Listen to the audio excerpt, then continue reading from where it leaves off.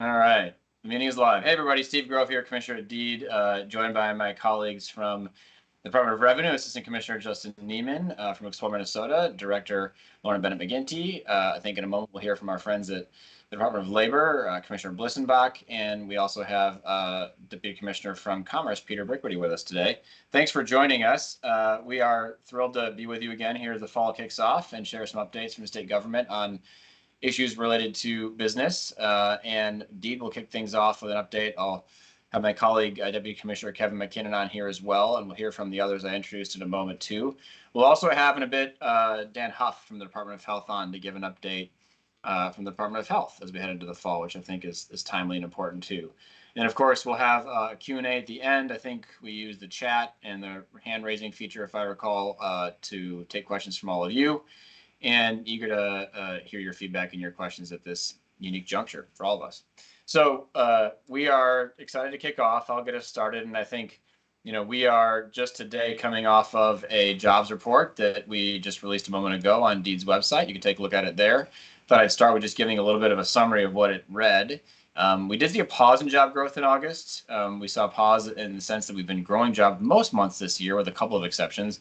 And this month we lost about 3,100 jobs. Private sector down about 6,000. The U.S. actually had job gains in August of about 315,000. So we're slightly different than the U.S. this month.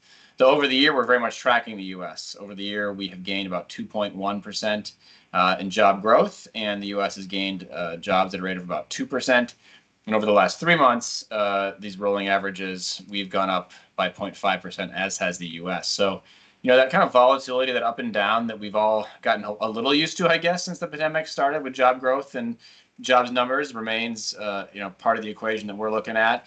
Just as a reminder, when you see the unemployment rate go up by a little bit, as it did this month, still under 2%, but at 1.9, and you see job growth taking a pause, it's not necessarily that people are quitting or are taking unpaid leaves or getting laid off and fired. It's a whole host of reasons.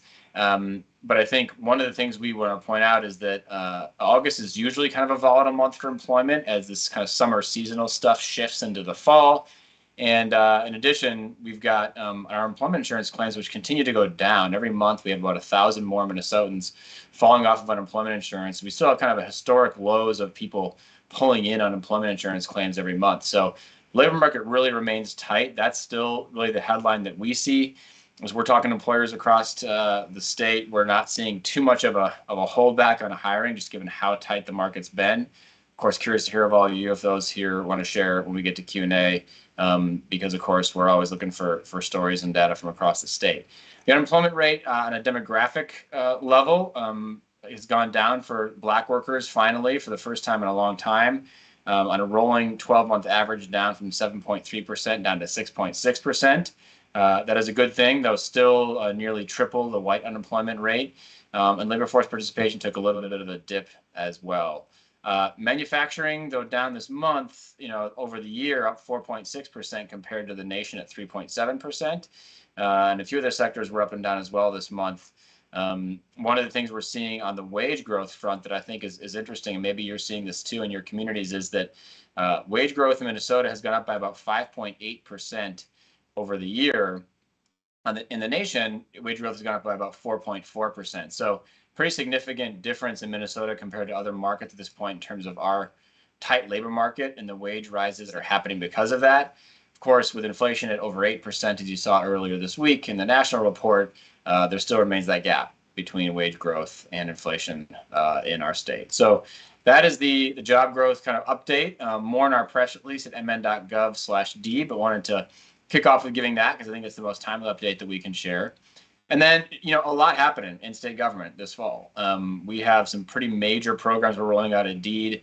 One of them focused, of course, on our broadband program. We have the largest broadband grant round in Minnesota history that is currently in our stack of applications we're reviewing, and I'll turn it to Kevin McKinnon in a moment to review that. And then also, we're going to be rolling out in the coming weeks and months the State Small Business Credit Initiative, $100 million roughly over the coming years that will be coming to Minnesota from the Treasury Department to invest in small businesses. Those are kind of two of the bigger economic development programs. And I think for that, Deputy Commissioner McKinnon, I'll turn it to you to give a bit of an overview on where we're at with those two programs.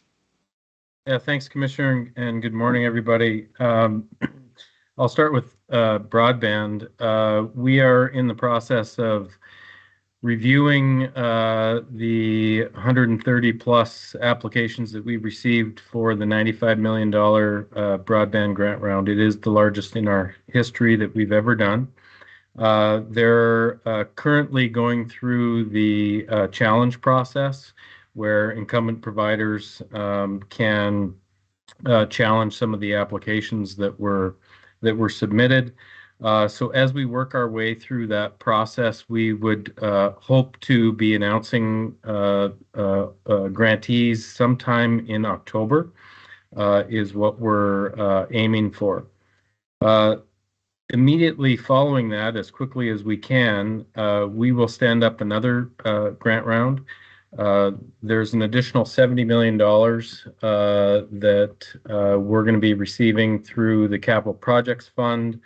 This includes the line extension program, as an example, that was passed last year, along with the additional $25 million from the legislature last year for general fund for broadband. So we'll be releasing another RFP hopefully later this year as well, in order to get that out and awarded in time for spring of next year. We're also working on the BEAD application through the Infrastructure and Jobs Act, which we are looking at receiving quite a bit of money.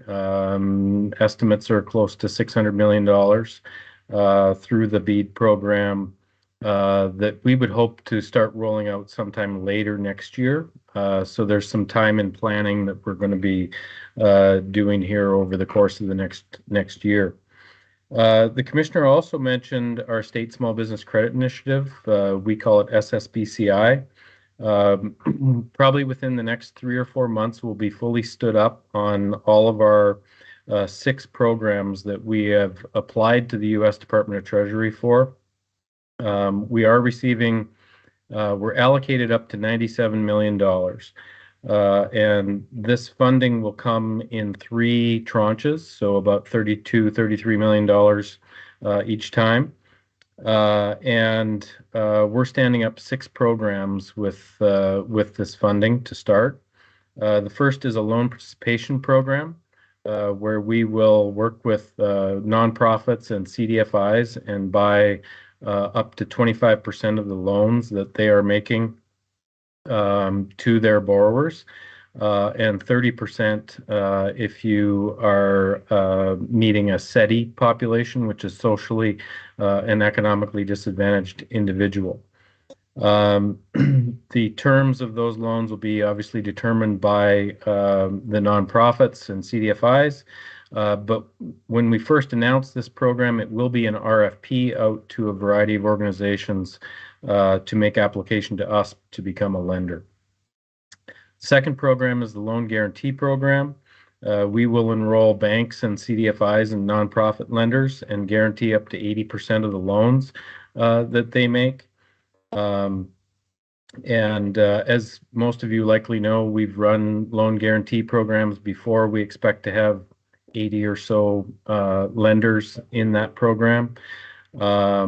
The third program is an automation loan program. This will be direct through deed, where we'll do loans of up to $500,000 to manufacturing companies who are accessing private capital through banks and other means. Obviously to help promote the purchase of the equipment, but it also dovetails very nicely with a lot of the training that we're also promoting for automation in the manufacturing industry. We're also running a growth loan program that will be direct through deed. It's basically a program where if a small company is raising equity capital, we can participate up to, I believe it's 25% of the capital raise. So a lot of our companies that have received angel tax credits in the past, potentially some of our Launch Minnesota grantees might be good candidates for this as they continue to raise angel and venture capital. The fifth and sixth programs are programs that we are responsible for, but the University of Minnesota will administer. The first is a venture capital program, where the U of M will be a limited partner investor in venture capital funds in Minnesota that make venture capital investments, obviously, in companies that are located here. That program, we do not have the ability to take equity in businesses, so we needed to partner with a state-sponsored entity that does have that authority. And so the U of M has been working with us to stand that up. The second program that's associated with that will be a direct investment program, whereby companies that are seeking venture capital, the University of Minnesota can be a direct investor in those companies. So a lot of programs that will be standing up here over the next 3 to 4 months. There are different allocations to each of them of the $97 million, which we have a little flexibility based on demand. But our biggest focus, as soon as we roll this out, is that we need to get these programs out and running. We need to spend 80% of our first tranche in the first 3 years in order to get our second tranche. So we are going to be relying on our partners very heavily to get the word out, but also to complete these transactions. So a lot more information to come. We're going to be hosting webinars and rollouts and hopefully try to get as much information out there as timely as we can. So thank you for giving me a couple minutes. Great. Thanks, Kevin. More to come on our website, but this is, as you can tell, a pretty unique program with lots of opportunity. And I should just say, as we all put this together at Deed and the team looked at possibilities, the feedback that so many of you gave us in a lot of those, sessions that we held, those feedback sessions, was really helpful in kind of constructing the program. So thank you for that. With that, we'll pass the baton to our friends over at the Department of Labor, and I'll turn it over to my colleague, Commissioner Blissenbach. Hello, everyone. Thank you, Commissioner Grove. So a few updates from Department of Labor and Industry. We just had our annual Work Comp Summit on Tuesday of this week. I was unable to attend, but I heard from a number of attendees that it was very successful. We met our enrollee limit very early on. I think people were happy to get together after a couple years not being in person. So successful Work Comp Summit where lots of great information and presentations were given. So just wanted to highlight that. Thanks to anybody on this call that may have attended. I hope it was informational and fun. So we are in the process building up, as we get closer to legislative session and engaging with stakeholders to hear kind of what the initiatives are with our stakeholders, as well as trying to get some feedback on some of our initiatives. So, that is work that is ongoing and happening as we move closer, as time goes very quickly nowadays, and we move closer to another legislative session. So thanks to everybody who's been meeting with us and providing that feedback. And if there is anyone out there who would like to meet with us, please give us a contact. And then the big thing that's happening that has been given a lot of attention is our Frontline Worker Pay Program. We are at the end of the appeals period, which just finished up on August 31st at 5 o'clock. That was the last of the ability for people who may have received an initial denial to submit an appeal through the online account system. And we are in process of going through those appeals and determining which appeals will be successful, which ones will remain as a denial, and there's a lot involved in that. So we're going through that with still hope of having payments out in the not too long future, but we've been saying fall of 2022, and we are continuing to say fall of 2022. So in the not too long future, we should have a list of the eligible applicants, and that would be the next steps there would be informing people that they've either been approved or denied and denials are final in accordance with the legislation. And then payments would start. And I do see the Department of Revenue is on here too. So they have DEED, Department of Revenue, and Minute have been great partners throughout this whole process. Somebody reminded me yesterday that we're not even 5 months from the passage of the frontline worker legislation. And I think about how much work has went into the last 5 months with launching an application, building an application, launching an application, having that open for 45 days, having such a great response of almost 1.2 million applicants, processing applications after that close, and then determining initial denials, getting those out, having an appeals period of 15 days, and now processing those appeals. It's just been an incredible lift, and we're only 5 months in. So looking forward to the program coming to a successful conclusion in the not too long future. But I think those are the main updates from Labor and Industry. I'll hand it back to you, Commissioner. Great. Thanks, Mr. Blissenbach. Appreciate those updates and an exciting fall for those frontline workers who deserve those payments so much, and excited to see that move forward and to partner on it. We are next going to go to the Department of Commerce and turn over to Deputy Commissioner Peter Brickwoody. Peter. Thanks, Commissioner. Hi, everyone. Nice to be with you again. I'll run through a handful of things that we're working on at the agency, and it's a very busy time of the year. And echoing some themes from the previous speakers, I think we are very focused on the amazing set of opportunities that are presented to the state through the 2 pieces of federal legislation that have been passed this year. And so federal funding opportunities are taking up a tremendous amount of time, particularly within our energy division. We've been working with DEED and DLI on a couple of specific applications, but the opportunity is quite significant in terms of direct program funding that will be flowing to the state from the IIJA bill that was passed earlier this year, and the billions of dollars that are available in competitive funding opportunities for businesses in Minnesota. So that's something that we're really focused on. And in addition to that, we're also trying to wrap our arms around the recently passed Inflation Reduction Act proposal, which has another set of tremendous opportunities for us, really focused on the energy infrastructure across the country and here in Minnesota. So I think folks can, look forward to hearing some announcements from the department and from the administration writ large, both very soon and in the coming weeks, around some specific opportunities, like, for example, the hydrogen hubs opportunity that was part of the IIJA bill, and other activities that we've been engaged with.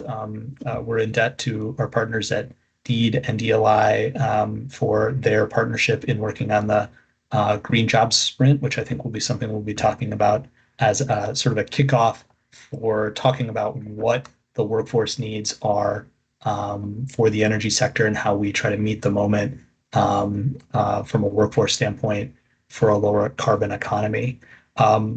With that in mind, I'll highlight that the administration will be unveiling the climate action framework. That's an announcement that will be happening tomorrow. So the Pollution Control Agency is the lead agency on that, but Commerce, DEED, I think DLI, many others have been involved in that for the last several years. So that is an exciting announcement that will be coming forward tomorrow, and the start of a conversation kind of leading forward in how the administration approaches climate activity across many different work streams. Transitioning a little bit, Commerce, as always, will be releasing 2023 health insurance rates by October 1st. or we're statutorily obligated to do it by October 1st, which falls on a weekend this year. So I think the announcement will be coming on September 30th. So for folks who are interested in that, they can sort of pencil that in on your calendar to be paying attention to us on the 30th. And then lastly, I would just note that the department also has a number of board positions that the commissioner is responsible for making across a number of really important groups that primarily in the insurance area provide insurance of last resort or other opportunities across the spectrum of self-insured products, auto insurance products, commercial property and casualty products. And through a confluence of deadlines, there's actually a number of those boards that have appointments that are coming open this coming January. So that's something that we'll be really focusing on to make sure that we are doing recruitment and outreach to people who have skill sets that or interest in serving. And so I would just put out a plug to people on this call that we're always looking for people who have real world experience with how their insurance products work. And oftentimes, particularly for small business owners, the experience of knowing how to understand how those things are going to fit into your budget are the kinds of experience sets that from a consumer representative standpoint are incredibly valuable to the boards themselves. So keep an eye on the Secretary of State's website where open board appointments are posted. I think you'll be seeing a number of those coming from the agency in September. If people have any particular interest areas or questions about them, I can be a point of contact on behalf of the agency. I think with that, Commissioner Grove, happy to answer any questions, but I'll hand it back your way. Great. Thank you, Peter. Appreciate that update. And I think next we'll move over to our friends at the Department of Revenue. Today we have Assistant Commissioner Justin Neiman with us. Justin, over to you. Thank you, Commissioner Grove. And again, my name is Justin Neiman. I'm Assistant Commissioner over here at Revenue. And before I jump in, I just want to echo Commissioner Blissenbach and say how much we appreciate the partnership and hard work from our other agencies, DLI, DEED, and Minute, as we've worked through the Frontline Worker Pay Program. It's really been a great exercise for all of us. So with that, here at Revenue, our Commissioner, Robert Doty, left the department here earlier this month to become the CFO and Vice President of Infrastructure at the Minnesota Science Museum. Our Deputy Commissioner, Lee Ho, is now serving as temporary commissioner until a successor is named. And earlier this year, we created a new Office of Public Engagement, and we recently hired our director, Adele Shukuzade. This new office is looking to build relationships with our community leaders, business leaders, our customers, and the representatives, and really working to make sure that everybody has a voice as we promote equity in our state tax code. And kind of like everybody else has mentioned on this call, the work never stops here at the Department of Revenue. We are preparing for the next legislative session and our next filing season. So something that is of the highest importance to us is federal conformity, and it's going to be something that we are currently focusing on and will be a huge priority for us as we move into the legislative session. As many of you probably know, we are not in conformity with several of the federal provisions and acts that were enacted. They impact the Internal Revenue Code, so those will require adjustments on their Minnesota income tax return, whether it's for the shuttered venues, whether it is for the student loan forgiveness that President Biden announced here in August. But we remain committed to working with all of our customers to try to make this as easy and simple as possible. We are extremely confident that the legislature will pass and the governor will sign a conformity bill sometime here as soon as we possibly can. And we encourage you to go out to our website, sign up for our Gov delivery, check for any frequently asked questions, and really look forward to working with you as we move into this legislative session. Finally, the last thing that I wanted to touch on today was the local homeless prevention aid. This was created by the 2021 legislature to help local governments ensure that no child is homeless within a local jurisdiction by keeping families from losing housing and helping those experiencing homelessness find housing. So this local homeless prevention aid program is paid in 2 equal installments every year after we certify. So we certified here in August, and the first payment will be made in July 20th, 2023. You can find additional information about this program out on our website. Please feel free to reach out to me on the side, and I can get you in the connected with the right people if you have questions on that program. But those are the updates from revenue today. With that, I will turn it back over to Commissioner Grove. Thanks, Justin. Really appreciate that. Lots happening across state government, as you can see. And I think, as you all know, Lauren Bennett McGinty is working very hard to explore Minnesota tourism alongside so many of you and the businesses in your community to grow our tourism industry after just a crazy few years, as we all know. So, Lauren, over to you for some updates from Explore. Sounds good. Thank you so much, Commissioner. Hi, everyone. Happy to be here. We recently completed our summer survey and found that firms obviously reported an anticipated bump in summer travel activity. And we also found that lots of people wanted to travel regardless of gas prices or inflation. So that's good news. As we kind of exit summer, we're seeing that 81% of the industry are growing or in a stable condition, but it's a positive position. So that's also good news. 45% of businesses with summer customer demand are at or above supply. More than 39% of businesses from summer 2022 are reporting revenue and traffic compared to 2019 and 2021 up in revenue and traffic, but the remaining 50% of those firms have not changed or are lower. So we're still tracking that, and recovery is clearly still a top priority right now. We also know that inflation is not only hitting the consumer, it's also hitting all of your businesses. So we know that your dollar that you're earning is less than it was before. So again, we're keeping track of that. We're doing marketing inside the state, but primarily outside the state.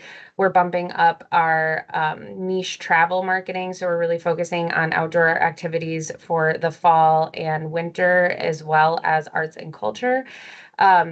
Primarily looking at hiking and biking for the fall as our sort of targeted activities, but we'll continue to promote all of the very fantastic activities that we have to offer. We just did a fall color road trip series, as well as some releases there, and are partnering with the DNR to promote traveling throughout the state. Other summer survey findings, we're looking at overnight accommodations and food and drink businesses. 45 to 58% of firms have a higher revenue compared to 2021, which is excellent. Attraction and entertainment companies and allied and other businesses are 23 to 42%, noting that they are higher than 2019 or 2020. The metro area saw the most significant improvement over the last summer with a 64% growth. Now, I just want to caveat that while everybody saw growth, they actually saw the highest percentage overall because several other areas of the state saw significant percentage growth last summer. And some already last summer were reporting numbers high above and beyond their 2019 numbers. So we're really looking at a sort of year over year comparison and seeing that the metro area is growing, which is really exciting. And again, still working with many folks in the metro area to discuss ideas for getting more people in and talking about whether it's public safety or just kind of availability of activities in downtown Minneapolis and St. Paul and surrounding areas. So at Explore Minnesota, we actually just finished our new strategic plan, and that's going to weigh heavily into our budget proposals that we're putting forward. We're working with other state agencies, including most recently the DNR and DEED, to travel to places throughout the state and discuss kind of the intersection of outdoor recreation, economic growth, and tourism. And so we're going to be focused on some ideas around that as well as we head into the next legislative session. But Explore Minnesota's new strategic plan has a really heavy emphasis on new ideas that we haven't really put forward before. We kind of started from scratch with everything. Primarily, our new strategic goals are really to grow Minnesota's visitor economy, not just talking about tourism, but all visitors to the state of Minnesota and how that impacts our entire economy. Create a welcoming experience for all visitors, maximize partner and stakeholder leadership and collaboration, foster destination stewardship, which talks about the sort of ecological and sustainable impact of tourism, but also talks about community growth and potential over tourism as we grow more and more popular, and ensuring organizational excellence for our staff and team. So we do have a lot going on here. We have some pretty big budget proposals moving forward, and a lot of them will align pretty well with the governor's council recommendations as well as our strategic plan.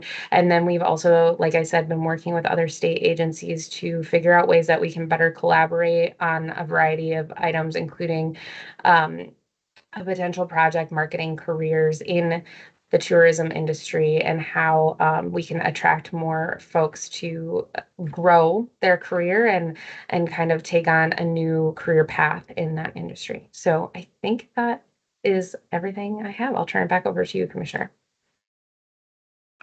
Well, it's good to see that optimism and increased numbers in tourism, and exciting to see a new plan for Explore Minnesota tourism. This is, a big component of our economy, our state's economy. As Lauren mentioned, we were in Duluth earlier this week, and I was shocked to learn, I had not even realized that our outdoor recreation sector in our economy, just that sector alone, is worth $8 billion. That's half of what our ag economy is in Minnesota. So this is big. That's not even counting tourism. So these are billions and billions of dollars for the state, and excited about where Explore is headed on this front. I'll remind everybody, if you do have a question, use the Q&A panel to your right in the Teams chat here, and we'll publish those questions. And then I believe we're being joined now by our Assistant Commissioner over at the Department of Health, Dan Huff, who's going to give us all a health update. Dan, over to you. Thank you, Commissioner, and everyone, my apologies for not being on at the beginning of the meeting. I'll just share real quickly. I have a few slides. Now, unfortunately, I can't share these slides. They're not mine. All the data, though, that I'm sharing with you is on our website. Continues to be on our COVID situation report on the MDH's website. Am I sharing my screen correctly, Commissioner? All right, wonderful. So if we look at where we are with cases right now for COVID, the news is actually pretty good. We have continued at kind of a plateau for the summer, a plateau that has sort of slowly been declining. You'll see that really big up there was that winter Omicron surge. And statewide with our CDC community levels, we're looking pretty good.